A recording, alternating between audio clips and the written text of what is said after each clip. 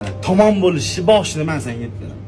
Bitta qizni yaxshi ko'rasan, gaplashasan, 8 yil, 10 yil gaplashib yurasan, mehr berasan unga, aytadigan eng shirin gaplaringni aytasan, boshqa qilasan-da, keyin u it erga tegib ketadi, shun bilan bo'ldi. Hayot cho'rni beli, haqiqatda odamzod konchini bo'lib qolgan o'sha yerda bo'ladi. Mana shu onasini emsin, bittasini yaxshi ko'raydi, sen bir yurak jiz etmaydi. Bir yurak buksavat qilib turadi joyida, zavatan bo'lmaydi bu yurak jonivor. O'zi 25 gacha uylanib olish kerak-da, o'zi 25 yoshgacha uylanib olish kerak. Lekin bir xil 30-35 da uylanadi, bir xil. Nega bilasan? Men senga aytaman negaligini. Chunki ana menga borib ozgina sovutib olish kerak, ozgina vaqt kerak-da, chunki mana mashayibdi sababi.